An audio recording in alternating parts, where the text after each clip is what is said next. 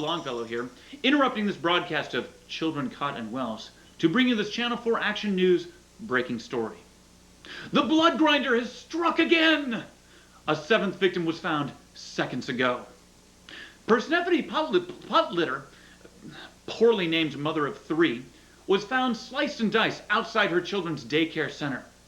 Onlookers were horrified at the sight, but the children inside seemed to be handling the massacre just fine. Once again, the victim was found ground to bits and stripped of all of her worldly possessions.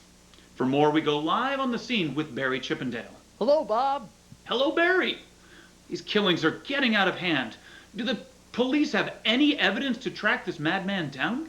They haven't found any clues of any kind yet, but they think he's somewhere nearby. Thanks for the update, Barry. 7 murders, ladies and gentlemen.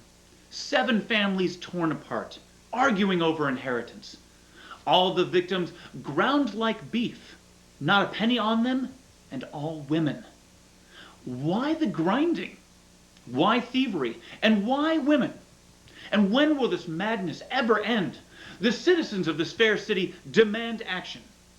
Joining me in hopefully quelling the city's fears is Captain Griffith Inspector of Precinct 13. I think the question on everyone's mind is, will these killings ever stop? Yes. When? Soon. How? Carefully. Will you answer my next question with more than one word? Maybe. What are the police doing to catch the blood grinder? Let me break it down for you and all your viewers. We're looking, all right? I got my best man on the job working his ass off right now to try to find this crazy son of a... And who is this? Detective Dick Snickers. He's been with the force for 30 years and I trust him with my life. So should you. So it's been 7 murders. So it's been 5 months. Guess what, folks? This don't happen overnight. All right? We got clues, we got men, and we got guns. So when the time comes, we're gonna blow that fucker sky. We apologize for the censoring mishap, but I think the point is clear. The police have no idea on how to catch the blood grinder. Until then, Channel 4 Action News will bring you the story as it develops. I'm Bob Longfellow, bringing my action to you.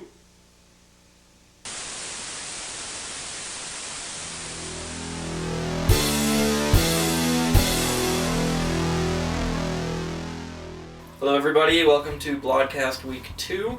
I'm Nick Schwartz. And I am Matt Bronsdorf. And I'm Dave Conti. Thank you for joining us again. Wow, what a week we had. We had an amazing first week. We raised, as of this filming, which is Monday, May 9th, we've raised $3,050. Pretty tremendous overall, I'd say. It was I didn't expect to get that much money myself. An awesome week. It was definitely a thrilling thing to behold. So thank you to all our backers whose names should be scrolling up at this moment. Yes, let's give a round of applause for all you generous people. And thank you as well to Sean Walsh from Flixist. And Sean, thank you so much. And we love you, Sean. Yes, we do love him quite a bit. And Zach Parsons from SomethingAwful.com, who is also doing a tremendous amount of work for us out of the goodness of his heart, which is very large. And thank you again, guys. You guys have been a tremendous help for us, promoting us, and getting our project recognized by people. It's been truly humbling. So thank you very much for your help. For all of you who have free time, Flixist.com, SomethingAwful.com. Go. So now that we've discussed the campaign update and where we're at, we're going to move on to the second portion of our broadcast, which of course is edutainment. And this week's film was by Dario Argento, and it is called Deep Red, which is arguably the greatest film ever made. Yep, agreed. Now, Deep Red tells the story of a jazz pianist who witnesses a brutal killing and then goes on a clue-hunting trip to try and find out who the killer is. I would say trip might be the wrong word. A clue-hunting journey. Even that, he doesn't go very far. He doesn't go very far. The point is, he tracks down clues to find out who the killer is. It's a journey through his psyche. Through his Well, even that's not really true. Let's just say he goes to find clues. He goes to find clues to find out who the killer is. Yes. He walks around at least 3 times in this movie.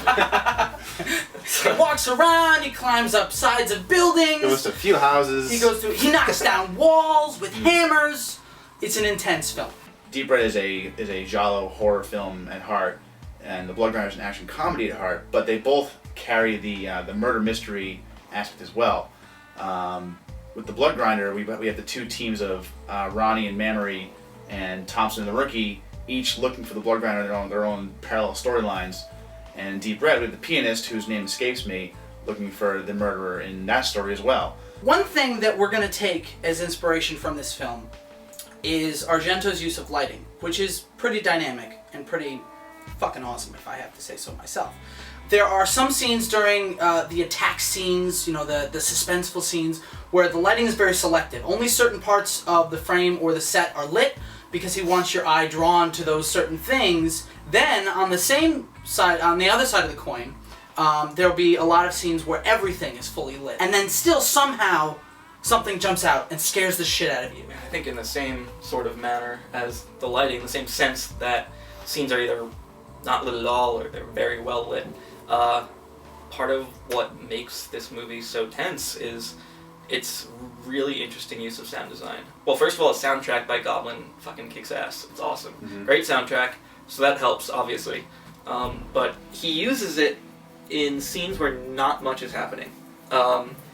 If a character is alone in a bright room, not doing much, maybe just standing up to go check the door, it'll kick it in the middle of the scene, the beat, and it's tense, and you're wondering why it's kicking in, because it seems like nothing's going to happen. You see a wide shot of a guy in a brightly lit room, and it sort of makes you uneasy. It puts you on edge, and it's really effective. So since we watched a horror film this week, we figured why not start the pre-production sketches with the horror element of our film, which is the Blood Grinder. But not just, we're not going to show you the Blood Grinder this week, we're going to also show you the Clark Kent to his Superman, the Bruce Wayne to his Batman, that is Tom Bloodsworth. Now, we make no secret that Bloodsworth and the Blood Grinder are the same, are one and the same, you know, we're not hiding it. The same way that Superman never really hides the fact that he's Clark Kent, because they look exactly the fucking same, but with glasses. And that's almost what we're doing to a T. We're giving the Blood Grinder glasses and an Argyle sweater, and having him talk a little more formally.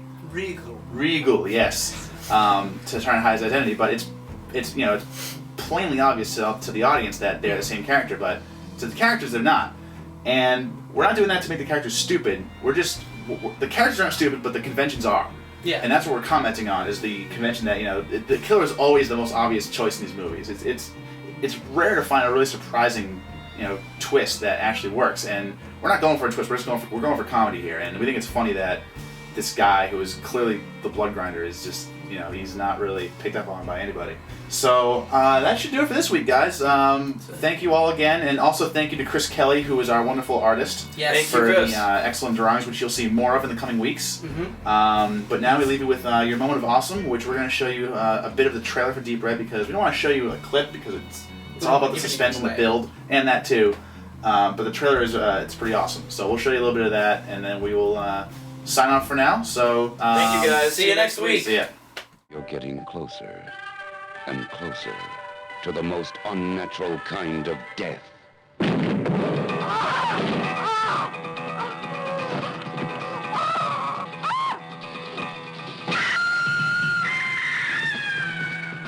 Beyond shock. What was that? Beyond horror into total terror. Murder runs wild. Blood runs cold. Deep red.